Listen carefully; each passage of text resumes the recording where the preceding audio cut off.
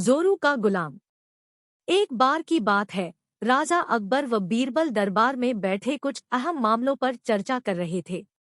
तभी बीरबल ने अकबर से कहा, मुझे लगता है कि ज्यादातर पुरुष जोरू के गुलाम होते हैं और अपनी पत्नियों से डर कर रहते हैं। बीरबल की यह बात राजा को बिल्कुल भी पसंद न आई। उन्होंने इस बात का विरोध किया।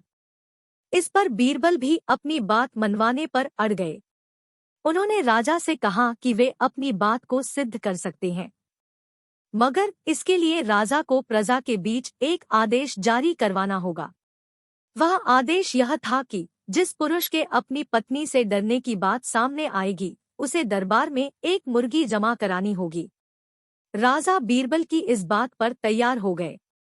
अगले ही दिन प्रजा के बीच आदेश कराया गया कि अगर यह बात सिद्ध हो जाती है कि कोई पुरुष अपनी पत्नी से डरता है, तो उसे दरबार में आकर बीरबल के पास एक मुर्गी जमा करवानी होगी।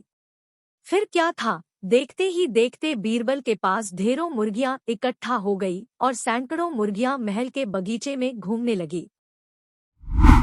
अब बीरबल राजा के पास पहुंचे और बोले, महाराज, महल में इतनी मुर्गियां इकट्ठा हो गई है कि आप एक मुर्गी खाना खोल सकते हैं, इसलिए अब आप इस आदेश को वापस ले सकते हैं। मगर महाराज ने इस बात को गंभीरता से नहीं लिया और महल में मुर्गियों की संख्या धीरे धीरे और भी ज्यादा बढ़ने लगी। इतनी अधिक मुर्गियां महल में जमा हो जाने के बाद भी जब राजा अकबर बीरबल की बात से सहमत नहीं हुए, तो बीरबल ने अपनी बात सिद्ध करने के लिए एक नया उपाय निकाला। एक दिन बीरबल राजा के पास गए और बोले, महाराज, मैंने सुना है कि पड़ोस के राज्य में एक बहुत ही खूबसूरत राजकुमारी रहती है।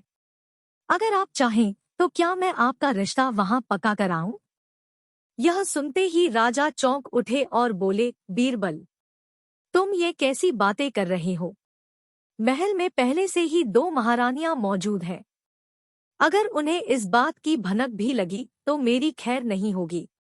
यह सुनकर बीरबल ने तपाक से जवाब दिया, चलिए महाराज, फिर तो आप भी मेरे पास 2 मुर्गियां जमा करा ही दीजिए।